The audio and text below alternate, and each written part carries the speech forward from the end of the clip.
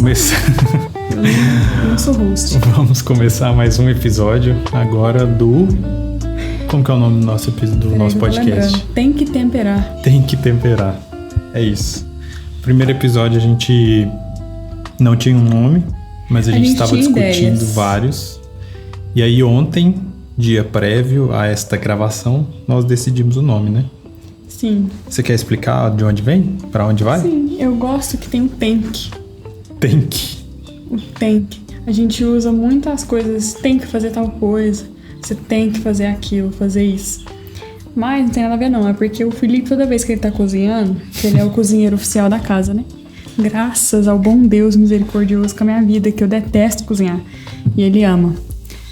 Então ele cozinha todo dia e ele sempre faz salada. Ele pica a saladinha milimetricamente. 6,5 mm cada pecinha de tomate, de cebola. Aí as folhas são um pouquinho maiores, né? Mas é tudo assim, milimetricamente pensado. E ele faz uma bacia de salada. Normalmente uma bacia, 1 litro. Não. É 1 litro. É um potinho litro? do sorvetão, Ah, tá. É 1 litro de pote de sorvete do sorvetão. E ele faz uma bacia de salada que dá pra 4 pessoas, né? Então é eu e ele pra almoçar e depois pra jantar. E ele deixa sem temperar, porque se você tempera a salada e põe na geladeira, ela vai perdendo, soltando água, osmose, né? Que chama. Vai ficando murcha. Isso. Então ele sempre fala, com essa voz aqui, Moor. Eu sou mineiro assim? Moor. Moor. Você fala Moor. Tem salada na geladeira. Tem que temperar no prato. Ninguém fala assim, gente. Ele fala. Então... E aí a frase é tem que temperar no prato, né? Tem que temperar no prato. Então toda vez que tem salada, eu já sei que tem salada na geladeira. Toda vez tem salada na geladeira. E ele fala, amor, tem salada na geladeira e tem que temperar no prato. É porque eu fico com medo de às vezes você esquecer. Às vezes você tá cansada, você pega só o que tá no fogão e aí você não vai pra geladeira, entendeu? Não, mas eu já acostumei. Você faz salada sempre, então, graças a Deus. Você quer que eu pare de falar ou você quer que eu continue com essa voz? Você tem que falar, senão a gente vai ter que mudar o nome do podcast. Mas aí dá pra fazer umas conexões também, umas brincadeiras com tempero, com equilíbrio, sabor, com temperança, que é uma coisa que é importante que cristãos tenham, né? O tempero, tipo assim, tem que temperar. Também pensa em temperamento, né? O temperamento, de acordo com o Felipe, é o horóscopo gospel, né? Porque se eu não me... Bom, me corrijam aí, galera, se estiver errado, mas se eu não me engano, esses estudos de temperamentos, eles não têm evidência científica. Pseudociência. Isso, não tem evidência científica. Então, não é uma coisa, né, 100% comprovada. Mas parece que faz sentido. Mas tem muita coisa que faz sentido, é isso. Tem muita coisa que faz sentido. A gente já fez esses testes de temperamento. Nossa bolha inteira fez, a gente gosta, enfim. Mas às vezes a gente dá uma zoadinha porque é engraçado, enfim. E tudo bem a gente falar. E também é importante não deixar vocês levar a sua vida colocando... Tudo é culpa do meu temperamento. Culpando ações suas. Tipo assim, se é preguiçoso, é porque eu sou fleumático. Eu sou cavalo com a minha esposa, porque eu sou colérica, tô de boa. Mas não é assim, né? Todo mundo precisa ter o seu temperamento transformado. Mas então, a gente fala de temperos, tem que temperar, que a gente precisa pegar as coisas da vida, temperar, pra gente conseguir aplicar na nossa vida. As coisas que a gente come, que a gente consome, tem que temperar. E ter temperança também, né? Que é uma pessoa equilibrada, que não sai explodindo à toa. É isso que é temperança, certo? Sim. É uma pessoa bem temperada. É um fruto do espírito? Agora, de verdade, eu tô tentando lembrar aqui os frutos. Eu acho que temperança talvez seja sinônimo de longanimidade. Uma pessoa com longo ânimo. Será que eu tô viajando? Pode ser. Quer que eu confira? Bom, vamos conversando, se você achar aí na Bíblia, mas enfim. E no primeiro episódio a gente falou um pouco sobre... acho que teve um momento que eu comentei que eu sou muito... como que fala? Eu não ligo muito pro que as pessoas pensam. E você liga muito, tipo isso. Sim, demais. Então, a gente... E eu falei que não é bom nem um extremo nem outro, né? Então, isso faz parte um pouco dessa parada de temperança, de equilíbrio e tal, enfim... Tem coisas no que em como você é que são boas e que eu posso aprender com isso e vice-versa, né? Sim. Porque, enfim. Aqui o que tá falando, eu pesquisei rapidamente no Google, né? A temperança é frequentemente traduzida como o domínio próprio.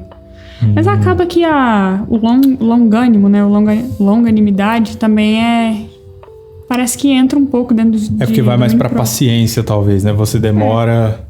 a se irar, por exemplo, isso, né? Esse tipo de coisa. Faz parte do fruto do espírito, né? Que a gente viu que é fruto singular. O fruto, ele se divide em várias. Sim. Aí, tá vendo? A gente já tá falando de Deus.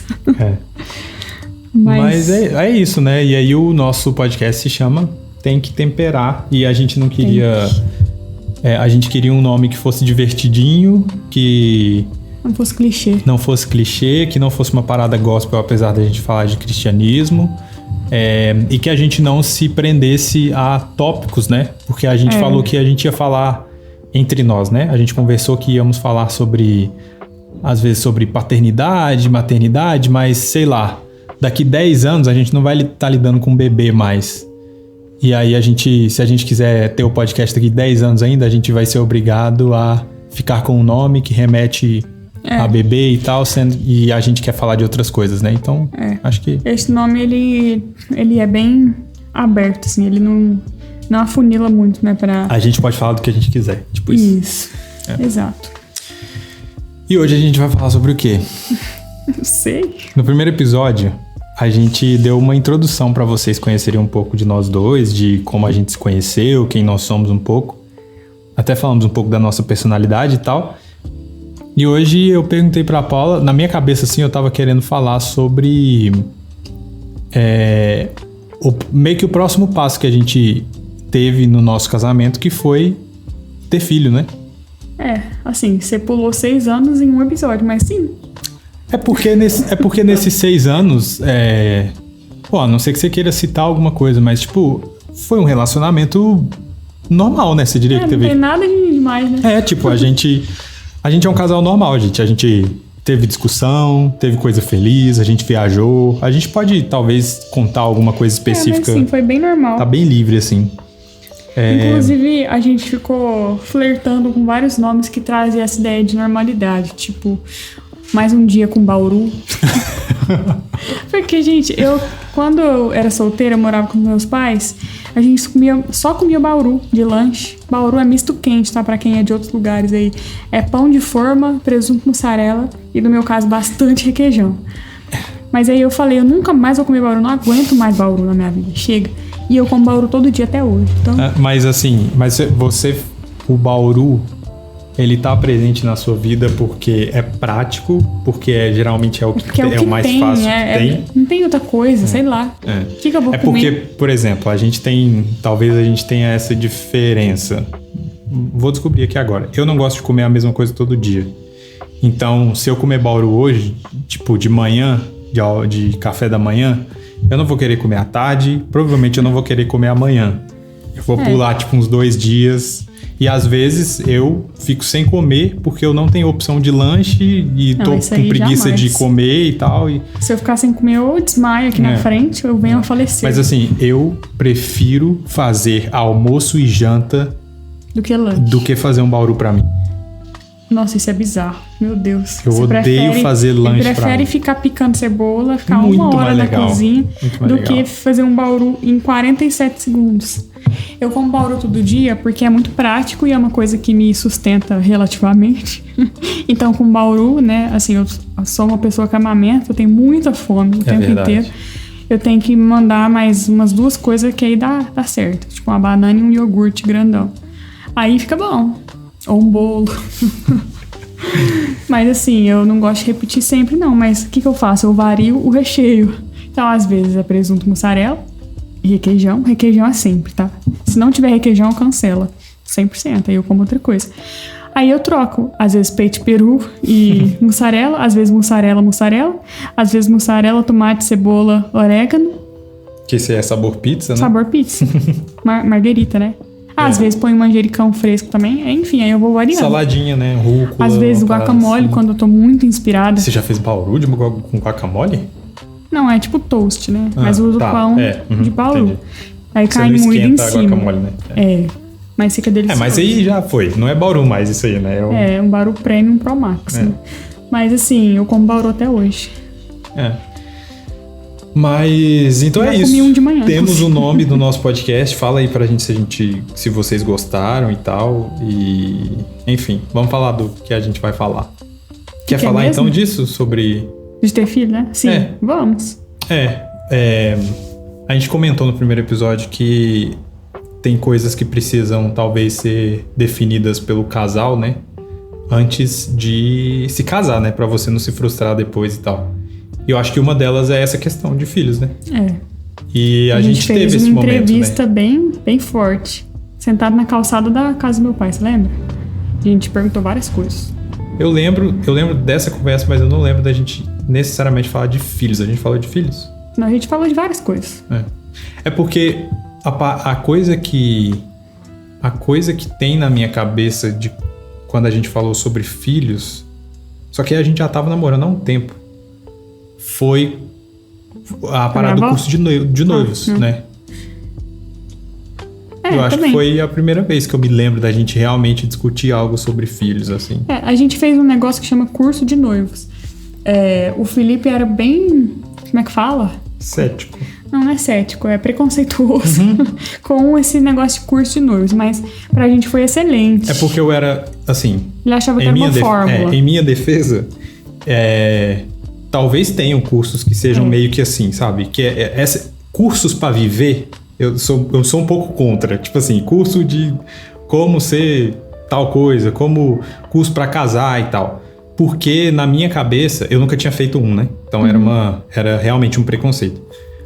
Na minha cabeça era tipo assim, se você fizer A, B, C, D, seu casamento vai dar certo. Tipo isso. Não, mas não era isso não. Esse curso noivo, apesar de ter esse nome curso, ele era mais era um ambiente que proporcionava que o casal, assim, a gente fez de vários casais, né, da nossa idade, tudo, foi bem legal. Ele colocava várias situações na sua frente e mandava você conversar. Então, por exemplo, a gente é cristão, né, então o que a gente entende que é verdade pra nós é que o nosso casamento é uma vez só e é isso. Os dois vão sempre como é que fala? Se santificando para parecer cada vez mais com Jesus, com Cristo, para que eles consigam viver uma vida que faz sentido, porque não adianta ser um casamento disfuncional, não vai dar certo. Então, por que eu tô falando isso? Esqueci. Porque a gente tá falando do curso, como que era o curso. Então a gente tinha que conversar sobre vários assuntos, lembrei. Então eles falavam assim, por mais que você seja muito crente agora, você tá super crente, super com Deus, buscando se santificar, o seu cônjuge, você casou, seu cônjuge vai lá e te trai. Isso a gente falava, não, mas eu trair? Ele trair? Jamais. Mas o curso, né, mandava a gente conversar sobre essas situações, porque acaba que a gente é vulnerável, né? Todo mundo pode errar nesse sentido. Todo mundo pode se encontrar num momento de fraqueza em que as coisas não estão boas, e no casamento, por exemplo, e você começar a pensar coisas que você não deveria, enfim. Todo mundo tá suscetível ao pecado. Enfim, a gente entende isso como pecado, né? Se você é crente, a gente tá até falando de um jeito bem polido, mas a gente entende que isso é um pecado. Então, se o Felipe te trair, Paulo, ou se a Paula te trair, Felipe, a palavra nos ensina a reconciliar, a gente perdoar um ao outro e tudo mais. Você tá disposto mesmo? Então a gente meio que tinha um choque de realidade, porque o dia que teve essa aula foi o dia mais complicado que teve, né? Todo mundo ficou, tipo, meio assim... Eu acho que a traição foi o que mais, assim, todo mundo ficou tenso mesmo. Aí a gente ficava tentando pensar, nossa, será que eu perdoaria mesmo? Será que eu tô disposta a ser esse cristão que eu tô falando que eu sou? Porque Cristo perdoou, né? Então, assim, tem situações, igual a gente comentou no primeiro episódio. Não adianta você falar assim, tô orando por você e a mulher tá apanhando dentro de casa. Não é assim também. Mas é importante mencionar que a gente tá falando sobre casamento e sobre casamento ser uma vez só. Na Bíblia, a Bíblia nos mostra que Deus nunca foi a favor do divórcio. Ele permitiu o divórcio entre as pessoas por causa da dureza mesmo de como nós somos e tal, justamente por essa falta de perdão e tal. Mas em nenhum momento a Bíblia defende uma mulher ficar sofrendo em casa, sofrendo abuso, esse tipo de coisa, né? A Bíblia, a Bíblia, ao mesmo tempo que a gente enxerga a Bíblia como um livro que mostra coisas que são como se fossem regras mesmo, a Bíblia são princípios, né? Que você tem que aplicar pra sua realidade e pro que tá acontecendo. Gente, se tem uma mulher apanhando em casa, ela tem que ir pra polícia e esse cara tem que ser preso. Em nome de Jesus, esse cara tem que ser preso. E ponto, assim, não tem... Então, por isso que eu falei que o cristão que é cristão de verdade, ele busca se santificar e se parecer com Cristo. Então, por isso que faz sentido, né? Você fazer um curso de noivo e você tá disposto a perdoar. Aí o seu cônjuge, às vezes, vai ter um deslize ali, uma traição. Você continua sendo firme, um cristão firme, o seu papel é perdoar e reconciliar. Não é todo mundo que vai conseguir viver essa palavra, porque isso é difícil, é uma coisa muito dura.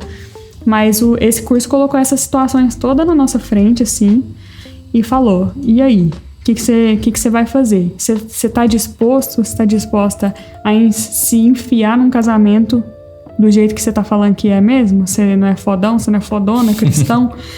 Porque reconciliação, perdão, não é brincadeira, é difícil. Ainda mais pra gente como eu, que é melancólico, rancoroso. Então, um abraço pro meu cunhado, que também é igualzinho eu, Gustavo.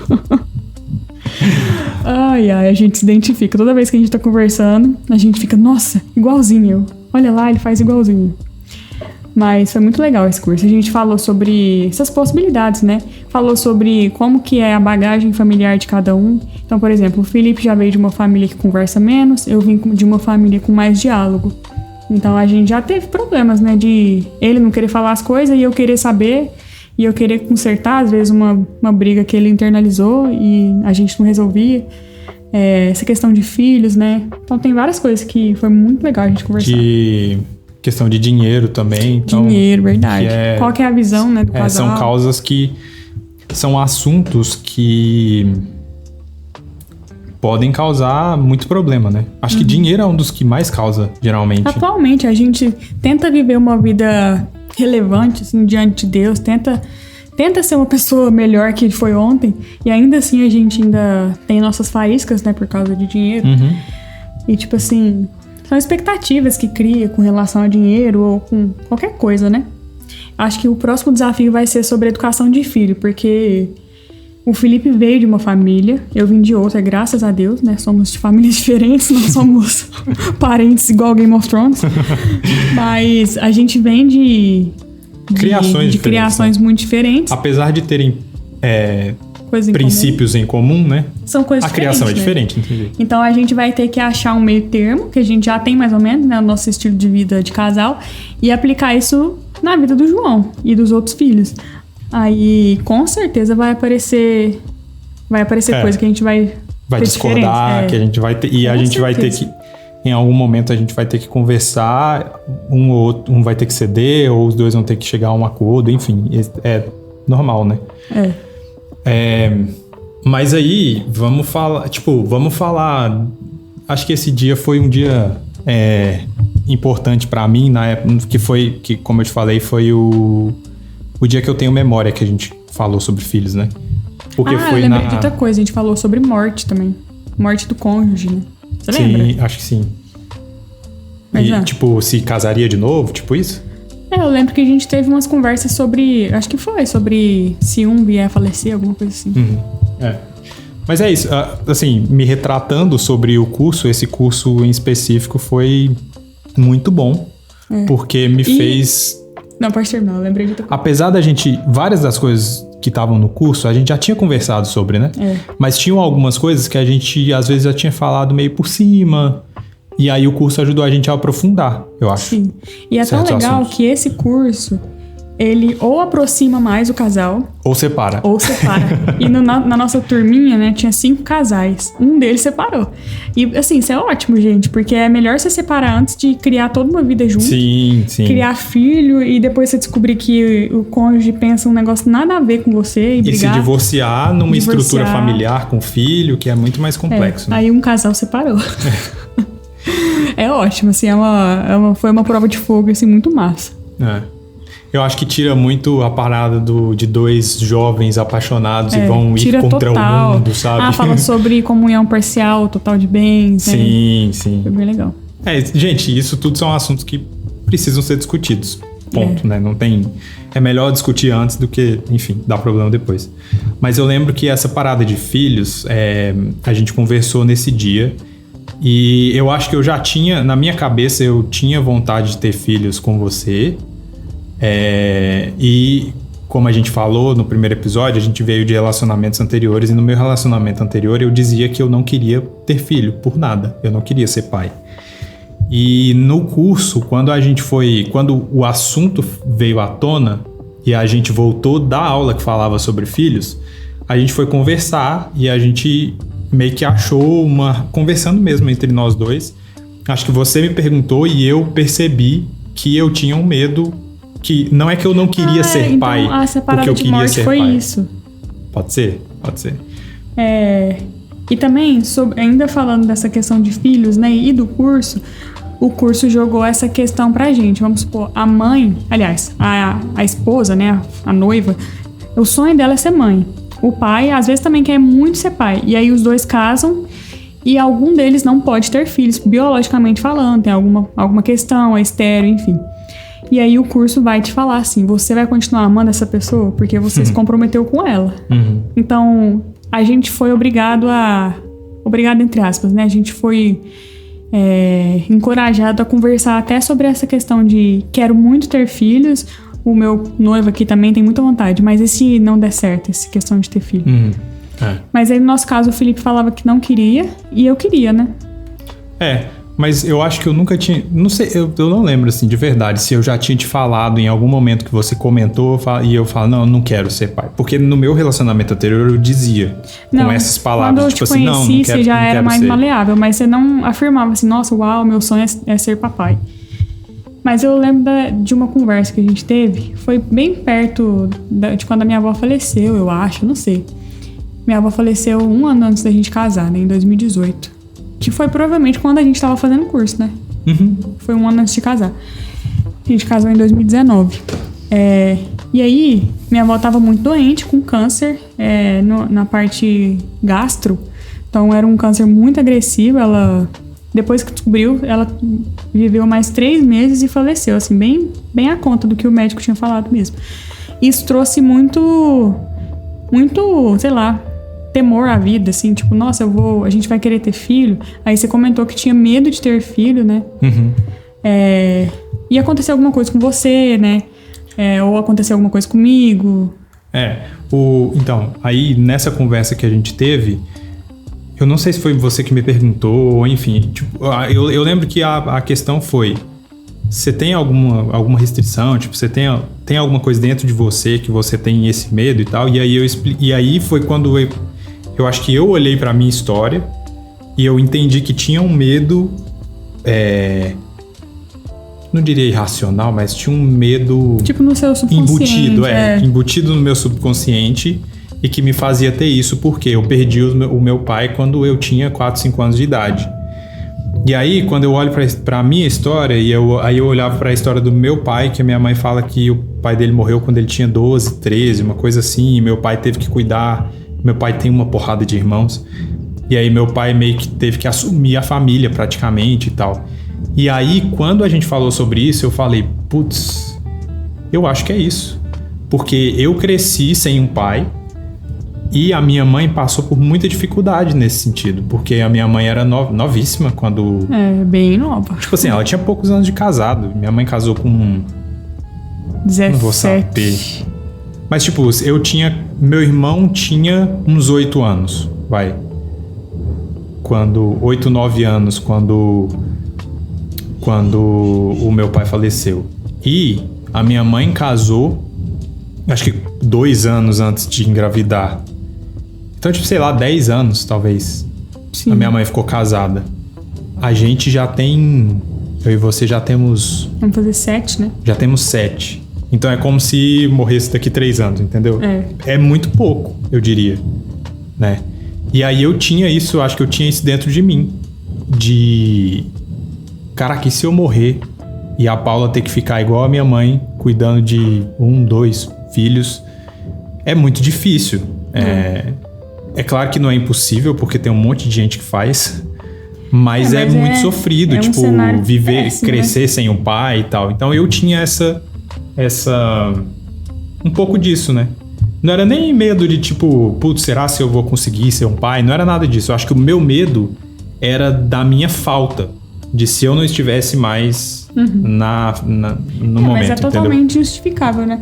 Eu lembro que sobre esse medo que ele falou que tinha, a gente entendeu ali na hora e a gente fez uma oração, né? Você lembra? Lá no sofá da casa dos meus pais. E a gente entregou isso pra Deus, assim, porque a gente não tem controle de nada.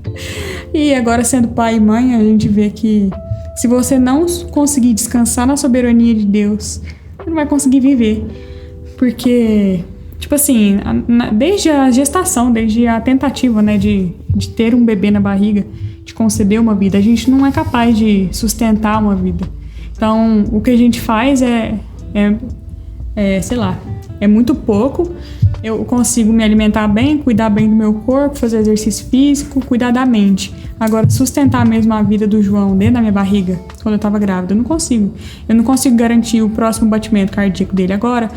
Então, desde sempre, né, a gente precisa lembrar disso, que a vida, ela é sustentada só por Deus mesmo, e a gente precisa descansar nessa soberania dele, porque senão a gente não faz nada. A gente não sustenta nem a nossa vida, a gente não sabe se vai estar vivo nem amanhã, então a gente só tenta fazer o melhor com o tempo que nos é dado. Mas então a gente ficou casado 6 anos? Sim. A gente já tinha definido isso, né? Que a gente ia... Usar 2 Implanon. Usar 2... É o método, né? O método contraceptivo que a Paula usou. É o mais efetivo do mundo.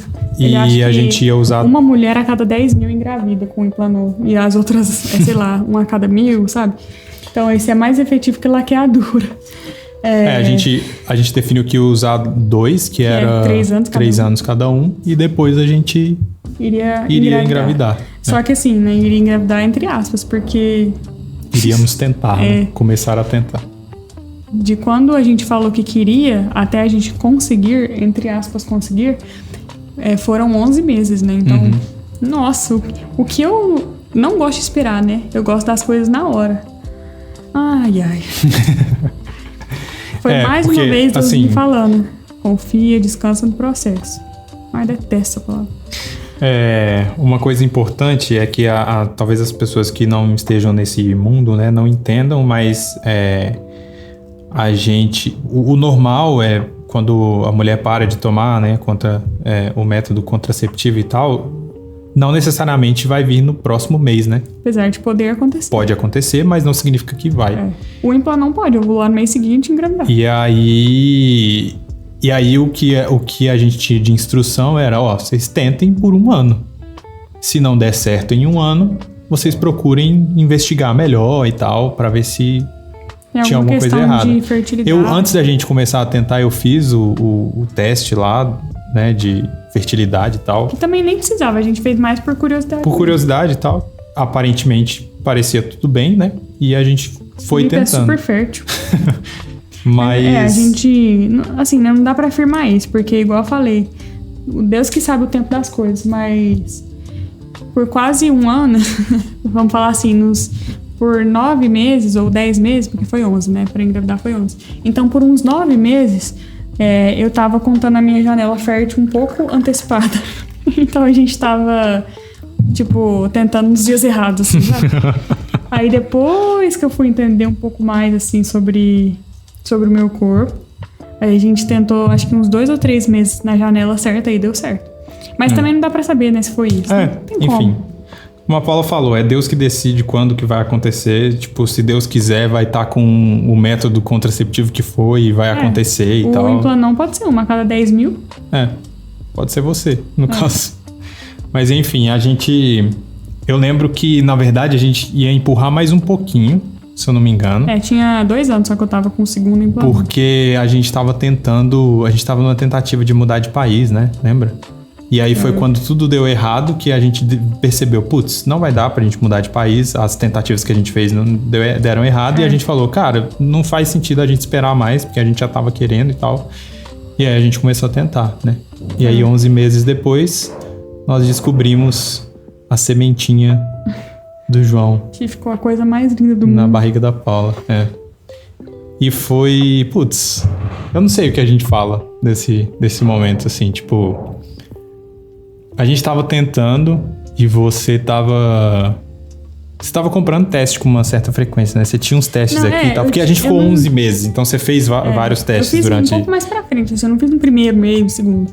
Quando começou a ir pro 4º, 5º mês, que eu falei, uai, porque teve alguns momentos que tava atrasando, né? Nossa, esse negócio de atrasar a menstruação e de você fazer o teste tá negativo. Nossa, isso é muito triste, gente. A expectativa... regaça a mulher.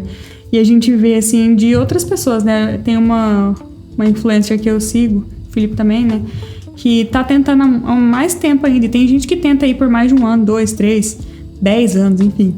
E isso mexe muito com o casal. Mexe demais. Especialmente com a mulher, né? A gente conhece casais que se separaram por causa disso, né? Tipo, tentaram por tanto tempo e... Isso é um motivo de briga, por isso que a gente foi... Foi um desgaste, né, do casal. Motivo de desgaste. E isso acaba mexendo muito com a estrutura emocional da mulher, do homem. Acho que mais da mulher, né? Por causa desse instinto materno de querer experimentar, ser mãe. E por isso que o curso novo foi legal, né? Porque se você casar, vocês dois querem ter filho, não consegue, não pode, o que vocês vão fazer? A palavra nos convida a continuar junto. Aí ou tenta ir para uma adoção, ou fica sem filho mesmo e vai ressignificar o casamento de alguma forma, mas enfim. É muito triste você fazer teste e dar negativo. E nesses 11 meses... A minha menstruação chegou a atrasar, tipo assim, 3, 4 dias. E era só atrasando normal mesmo. Aí foi quando eu achei que ia rolar. Tipo assim, o coração chega a bater mais depressa. Nossa, eu acho que agora vai, hein? Isso foi no finalzinho, assim. Eu falei, meu Deus, acho que agora vai. Aí no 4º dia, vai lá e menstruava. E toda vez que você menstrua, é um sinal do seu corpo falando, não foi dessa vez, tente no mês que vem. Pra quem não entende aí a menstruação, mas é isso. Se você tá tentando engravidar e menstrua... quer dizer que não deu certo aquele mês. Tem que esperar o próximo ciclo e ver se vai dar. Então, assim, foi Deus trabalhando, né, no meu coração. Acho que o Felipe, ele ficava mais preocupado comigo do que triste com ele mesmo. Mas, graças a Deus, o Senhor nos deu o João agora. A gente tem um bebezinho. E foi muito... Foi na hora certa. Foi muito legal porque o processo... Acho que quando você engravida, e principalmente quando você quer, né? Como a gente queria, é um momento muito especial com as pessoas da família, né? Com amigos e tal. Quando você vai contar para as pessoas, é muito bom, né? Foi no momento certo, porque meus pais, como eu falei no primeiro episódio, eles moram fora do Brasil. Então, eles estavam aqui de viagem, tipo, passeando aqui, revendo a família e tudo. Então, quando eu descobri que eu tava grávida, eles estavam aqui. Gente, eles vêm aqui uma vez por ano, sabe? Quando dá, né? Então foi muito, entre aspas, coincidência de eu poder contar pra eles pessoalmente, eles poderem me abraçar pessoalmente, me ver grávida sem barriga, pelo menos desse jeito, né? Então foi muito especial, foi muito, muito bom. E também teve a questão do musical de Natal, né? Putz, isso é uma outra... Isso é uma outra coisa que foi super tempo de Deus também, porque... Pra mim, os 2 marcos, né? Foi eu contar pros meus pais, que nem moram aqui, que estavam super querendo participar, né? E de estar perto. Então, foi ótimo. E o musical de Natal da nossa igreja, que é a 6ª Igreja Presbiteriana, que o nosso sonho era participar. E aí, a minha época de estar grávida, eu conseguiria cantar no musical grávida, mesmo estando super grávida. E foi muito... Nossa, foi muito planejado, assim, por Deus, porque sem saber de nada, a gente ficou encarregado de fazer um dueto em que eu era Maria, mãe de Jesus, o Felipe era o José, pai de Jesus, e o João, que era o bebê que estava na minha barriga, seria o próprio Jesus. E tudo isso foi sem combinar. Então a gente ainda realizou esse grande sonho, esse grande desejo de cantar no musical de Natal, que o Felipe ama Natal, né? Uhum. E ainda fazendo esse papel de uma mulher grávida, que era a Maria, e participando de um coral sensacional. Foi incrível. Foi maravilhoso. É importante dizer, né, que nós dois somos músicos. Eu sou músico, a Paula é musicista. Nós cantamos. Sim. E aí, putz, o musical foi uma coisa incrível, assim, tipo, foi um sonho realizado nosso e no final das contas, eu cantei no musical por 2 dias. Eu tava em forma melhor que a maioria do povo lá, porque ninguém tava fazendo exercício físico. E eu tava fazendo calistenia. Gente, é importante dizer, ó, esse musical que a gente fez, a gente se preparou por mais de 6 meses, né? Sim. E no dia, o musical eram 2 dias. O espetáculo em si tinha 1h20, 1h30 mais ou menos. E eram 3 sessões no sábado e 3 sessões no domingo. Tá, mas a gente ficava encarregado desde meio-dia, né? Porque tinha que arrumar cabelo, e fora que o intervalo que tinha entre uma sessão e outra era cerca de meia hora.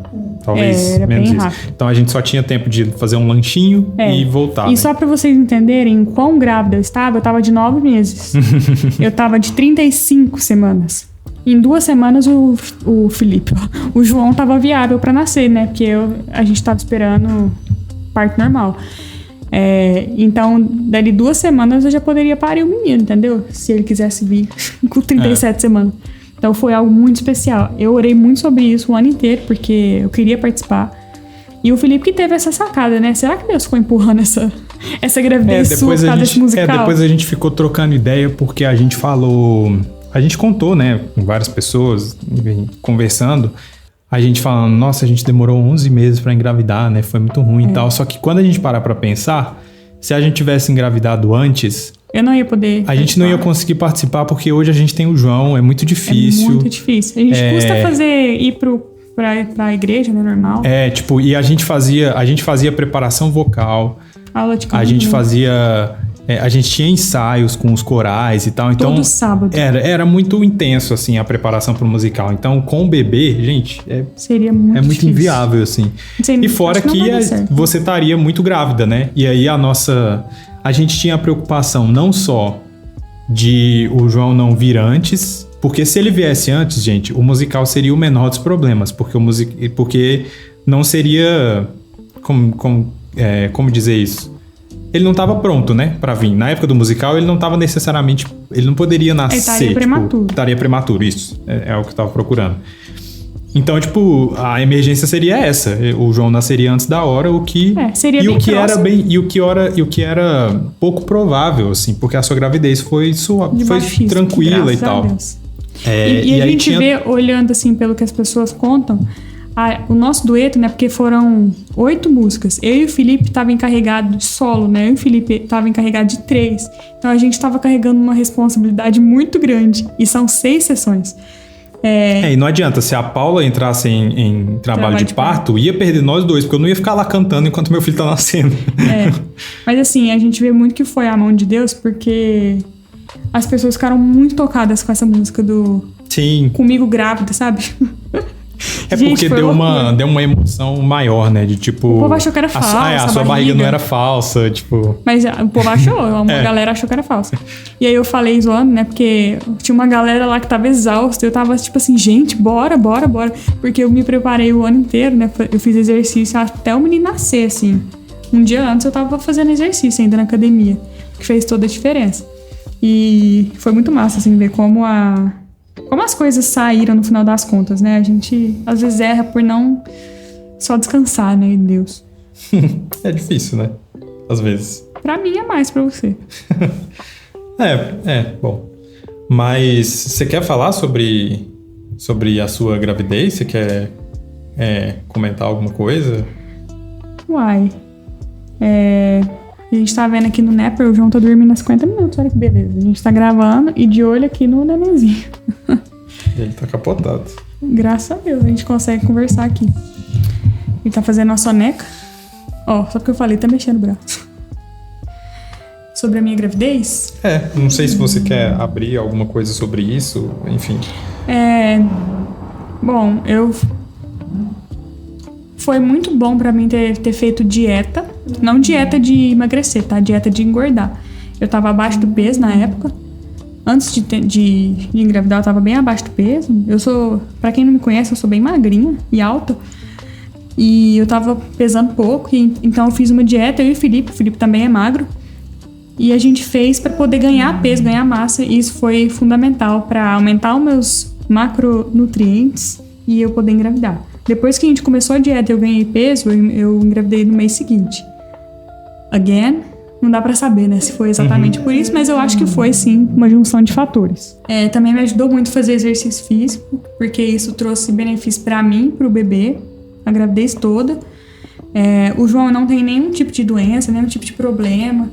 Ele não fica gripado, resfriado, né? Eu não sei, eu acredito que os exercícios físicos são muito benéficos pra mãe e pro bebê, até depois que ele nasce, pro coraçãozinho dele e tudo.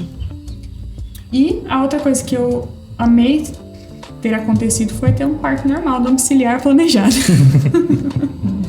Foi muito difícil pra mim, é a coisa que eu acho que todo mundo que a gente conversa e que a gente conta e que a gente contou na época, todo mundo ficou meio chocado, né? Porque a gente quis ter o parto na nossa casa. É o nosso primeiro filho. Sim. Geralmente as pessoas não fazem isso, né? Fazem uma vez no hospital e tal.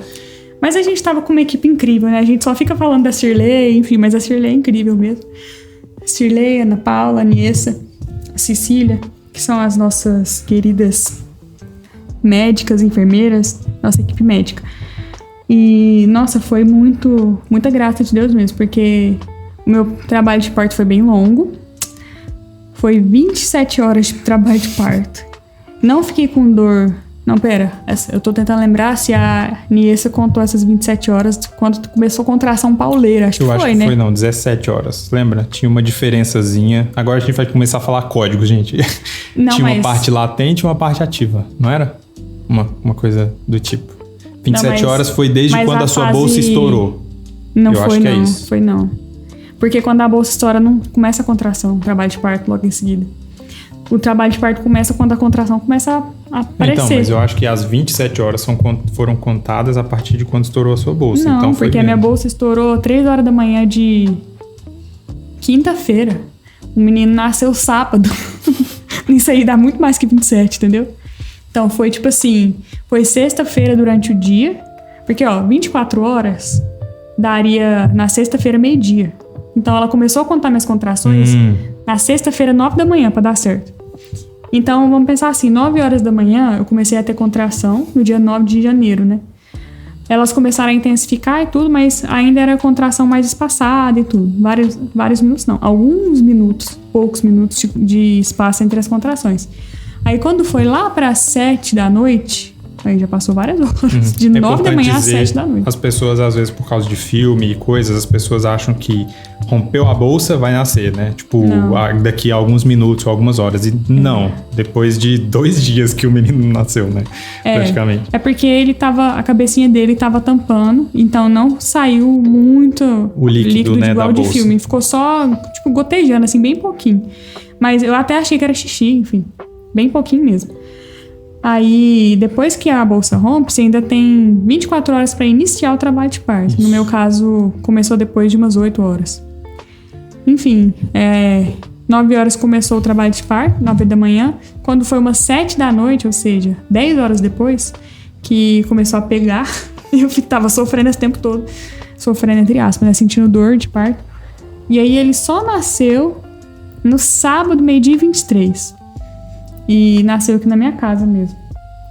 Tive vários momentos achando que não ia dar certo meu parto normal, de que iam ter que me levar pro hospital, né, fazer uma transferência, porque mais pro finalzinho do trabalho de parto começou a espaçar muitas contrações, estava uma a cada 10 minutos.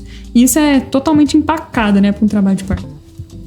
Aí eu pedi muita misericórdia de Deus, porque se eu saísse aqui de casa, né, meu convênio não cobria o UMC, que é o hospital que as meninas atendem, e eu não queria perder a assessoria, a assistência delas. Então, é assistência, né? Não é assessoria.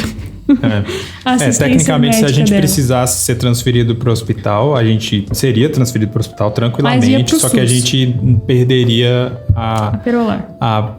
Porque elas não podem entrar lá, né? Só pode entrar a doula, né? Mas eu queria ter o meu parto. Mas a gente queria equipe, porque eram 3 enfermeiras, né, que estavam com a gente. E eu fiz o pré-natal inteiro com elas, então eu sabia que elas iam fazer de tudo pra me acompanhar num parto normal.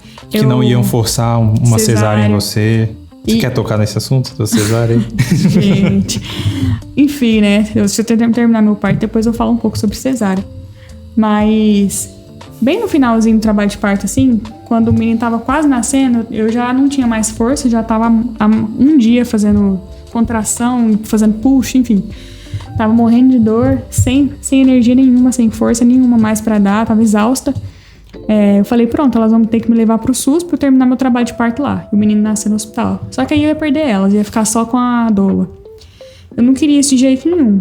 Aí eu pedi muita misericórdia do Senhor. Eu falei, Deus, por favor, não deixa elas me levar, não. Não deixa eu ir pra uma cesárea, não. Eu já sofri aqui nessas contrações 40 dias, Senhor. E se eu for pra uma cesárea... 40 dias? Ué. É o que parece. Entendi. Tô aqui há 2 anos tendo contração, sentindo muita dor. Pra virar uma cesárea no final. E aí se eu for pra uma cesárea, eu vou sentir dor de novo. Por mais uns 40, 60 dias, porque cicatrizar uma barriga cortada 7 camadas, não é brincadeira. Aí, no final deu tudo certo, assim, graças a Deus. E eu decidi caminhar do meu quarto aqui pra sala. Na hora que eu fiz essa caminhada, eu agarrei uma cadeira, dei um berro gutural, que é aquele... Tipo se eu estivesse vendo, assim, uma assombração, né? Foi bizarro. Fiz o maior push que eu já fiz na minha vida. Push é a força de fazer cocô, tá? Como se eu estivesse fazendo um cocôzão. E aí ele coroou e nasceu em 9 minutos. É importante dizer que você falou da doula, né? A gente teve a nossa doula maravilhosa que cuidou da Paula todo o tempo que você... tipo eu assim, não sei como é que ela não ficou cansada. Bom, eu acho que ela ficou, ela só não parecia estar, né? Porque eu tava cansada, mas eu ficava, gente, ela faz massagem em mim em todas as contrações. Que foi ótimo. Nossa. Era tipo assim, às vezes eu assumia por 2 minutos pra ela ir ao banheiro, pra ela comer alguma coisa, beber água, e de repente ela já tava de volta, então ela ficou... Foi sensacional. Por todo esse tempo aqui com a gente. Se alguém precisar de doula aí, eu recomendo. Ela chama Laura Fisiodoula. É o Instagram dela, né? Eu não sei. Não, é Laura Campos, eu acho. É porque ela é Laura Fisiodoula pra mim. E ela também tem... A gente se identificou muito, né? Doula, você tem que se identificar e é isso, né? E a gente sentiu muita segurança, né? Enfim, que é a parada que a gente falou de ter o parto em casa. A gente estava muito seguro com a equipe, a equipe explicou tudo muito bem. Para vocês entender, parto domiciliar planejado só pode acontecer quando a gestação é baixo risco. Não existe gestação 0 risco. Então, se for baixo risco, tipo assim, já pode ter um parto domiciliar planejado, sim. Agora, se você tiver, por exemplo, diabetes gestacional, não pode, tem que ser no hospital. Se for gêmeos, é no hospital. Se for um bebezinho sentado, hospital. Então, assim, o meu caso, graças a Deus, ele se encaixou em todos os requisitos e deu certo de fazer o parto aqui em casa. E Deus sabia também o que eu queria. Na gestação e no pós-parto, a mulher fica muito sensível. Se eu tivesse parido cesárea ou no hospital, assim, fora do que eu gostaria, eu provavelmente tinha ficado triste, deprimida. Então, Deus foi muito cuidadoso com a minha saúde mental também. Então... não é arriscado, tá? Pra quem acha que parto domiciliar é um grande problema, é loucura, não é, porque as meninas trazem suporte de oxigênio, elas trazem todo um hospitalzinho, elas montam tudo aqui.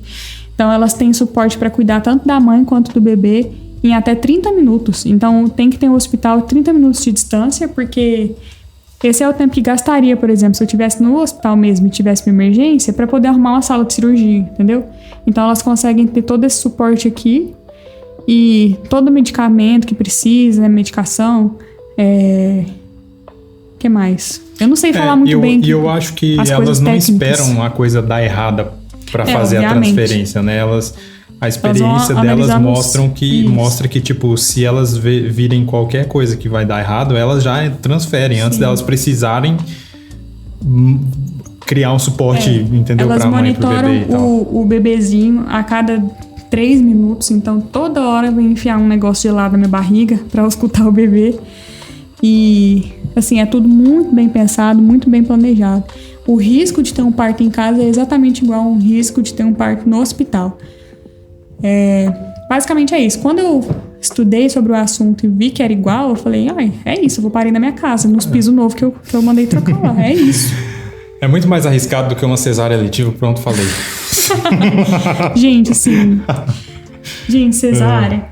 O que eu mais tinha medo era a cesárea. Eu não tinha medo de parto normal, nunca tive medo de parto normal.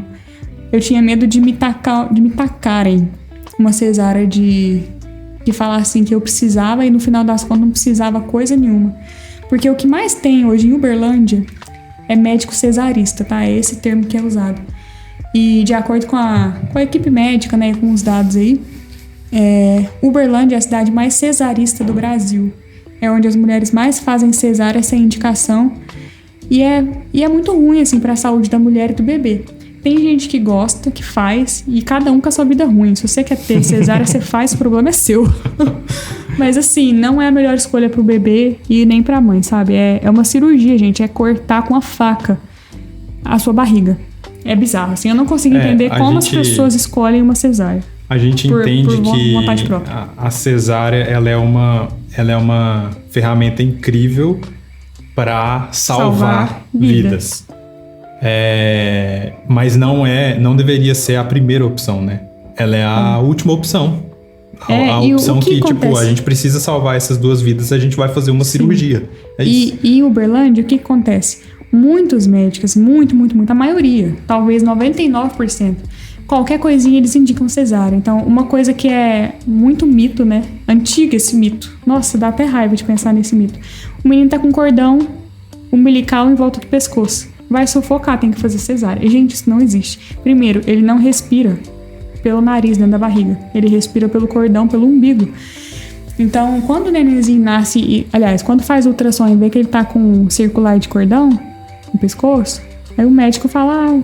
você vai ter que fazer cesárea. E a mulher não tem informação, não sabe e se submete, sabe? Achando que tá sendo o melhor da vida dela. Então, é muito triste ver essa realidade. Isso é chocante para outros países, assim, ver esses números do Brasil. E ver a cultura se estabelecendo em todas as cabeças, assim. A pergunta que eu mais ouvi e que mais me irritava... Assim, eu entendo que as pessoas não sabem, falam isso sem querer. Infelizmente, é uma cultura que foi estabelecida, né? É estrutural isso, né? A pergunta que eu mais ouvi durante meu gestação foi: e aí, você vai tentar normal?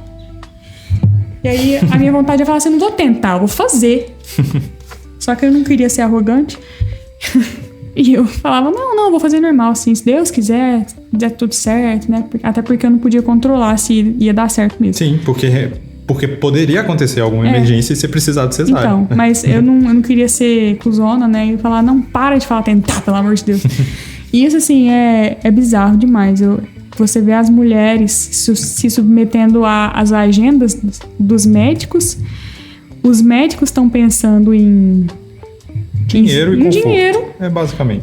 Eles querem ali fazer 3 cirurgias no dia, ganhar o dinheiro deles e é isso. Vamos talvez explicar um pouco por que a gente assistiu um documentário e tal, que é um documentário bem pesado. A gente assistiu, a gente já tava grávido, já foi meio bad, assim, mas é uma informação foi importante. Inclusive, eu acho que ele tem 3 episódios, uma coisa assim. A gente viu só o primeiro, porque não dá pra ver, é muito pesado. Mas foi, tipo, que mostra essa... Virou uma indústria, né? Virou uma indústria de nascimento, porque é isso, ó. Por um médico faz uma cesárea em...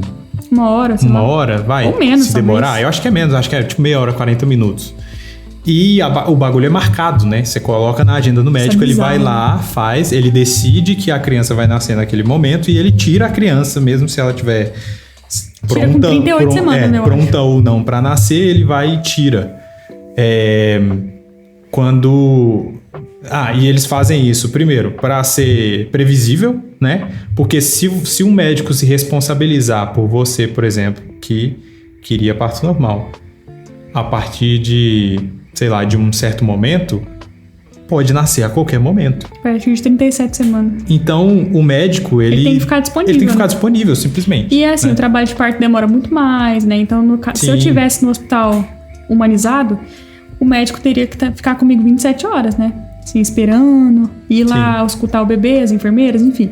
Então, se trocar meia hora por 27 horas, realmente é muito fácil. A balança pesa muito mais para cesárea. Mas assim, não dá para contar o número de benefícios, né, que tem de ter um parto normal. A criança nasce quando ela tá pronta. Agora a cesárea, o médico tira ela quando é mais confortável, quando bate ali 38, 39 semanas. Às vezes tá terminando de formar alguma coisinha, tá terminando de descer alguns hormônios, não sei.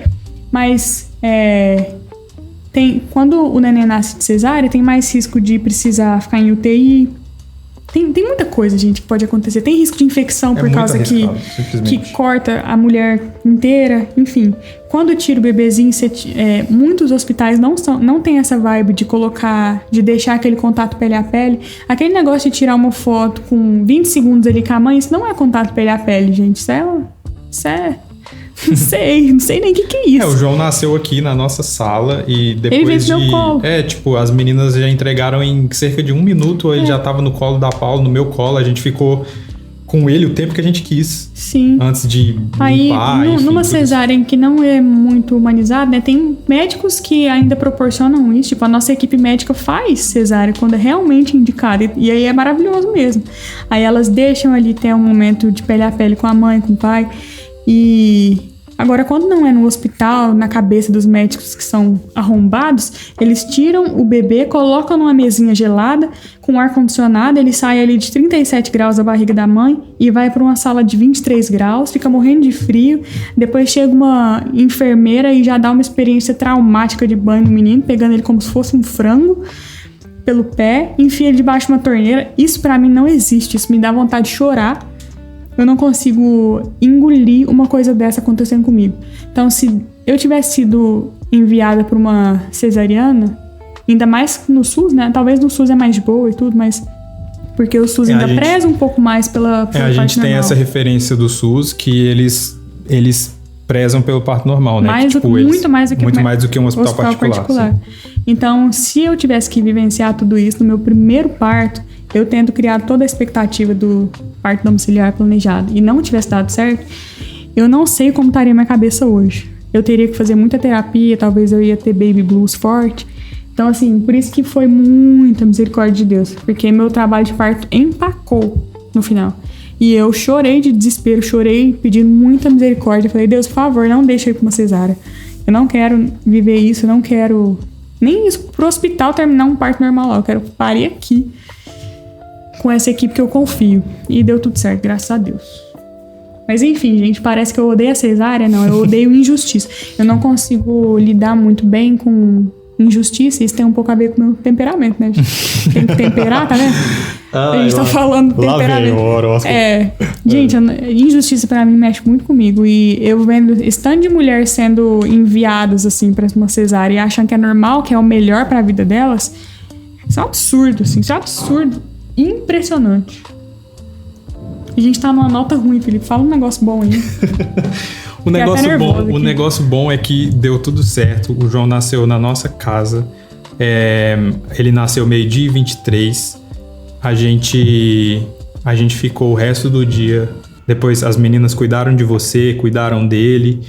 Deixou a gente super bem amparado aqui. Sim, e elas só vão embora, depois tá tudo certo. Depois elas foram embora, a gente ficou só nós dois aqui, curtindo o momento. A gente não ficou no hospital, né? Tipo, tendo gente entrando toda hora. E isso tudo porque tudo deu certo, tá, gente? A Paula não teve complicação, tudo funcionou. Graças a Deus. Então a gente ficou no nosso quarto com o nosso bebê e foi lindo, assim. A gente nem contou pras pessoas no dia que ele nasceu, né? A gente contou no outro dia só. O Felipe queria contar, eu falei não. Porque eu queria só dar porque as pessoas estavam mandando porque era um fim de semana.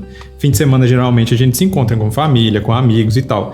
E aí, no meu celular, tava se acumulando as mensagens. E eu pensei, putz, as pessoas vão estar preocupadas com a gente, né? Porque, enfim, pode nascer a qualquer momento.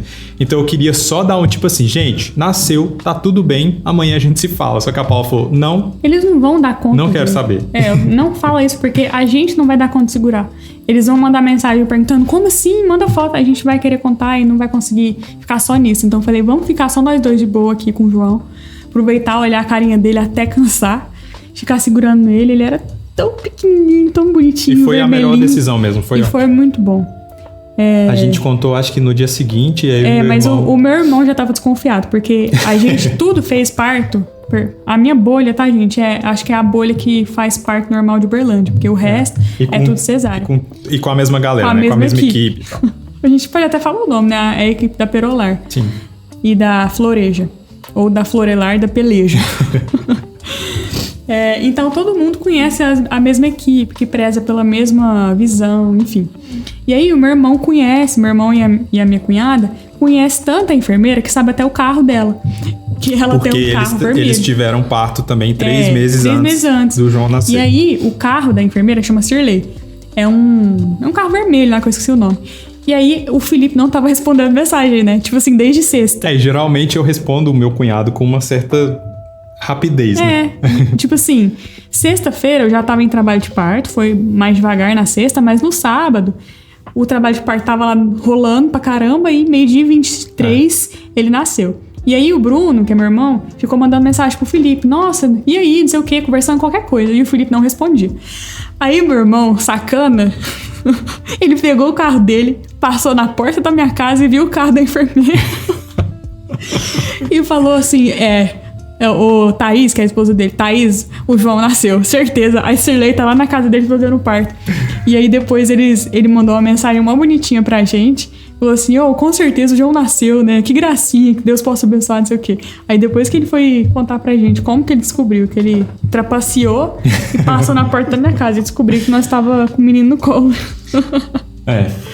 E pra fechar, que a gente já tem mais de uma hora que a gente tá falando aqui, é importante dizer que a gente não contou pra quase ninguém que o nosso parto seria domiciliar, né? É óbvio. A gente contou pros nossos irmãos só, né? Eu não contei nem pro meu pai, pra minha mãe, nem pra mãe do Felipe. Porque a gente sabia que a galera poderia falar coisa que a gente não tava a fim de ouvir, de tentar convencer a gente do contrário. Se eu já tava de saco cheio do povo me perguntando se vai tentar normal, imagina domiciliar. E a gente tava super seguro, a gente não queria minhoca na cabeça com dúvida e tal, e foi a melhor coisa. A gente escolheu contar pra evitar problema e confiar só nas vozes que a gente tinha que confiar. A gente abafou todos os ruídos. Sim. Gostou? Uhum. Muito bom. Faltou abafar ruídos no final, que eu ouvi muito palpite desnecessário, mas enfim.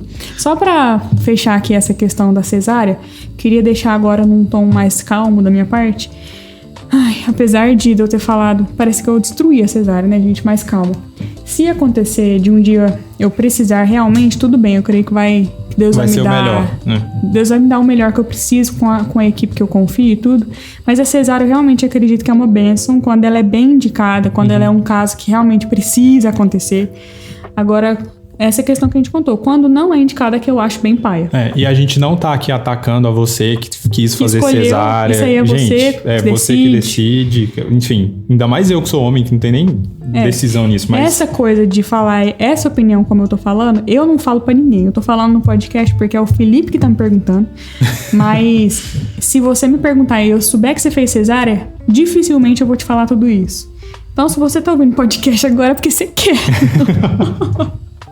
Não, eu não gosto de me indispor com as pessoas. Mas é uma opinião baseada, enfim, na nossa experiência. Eu não gosto de deixar ninguém...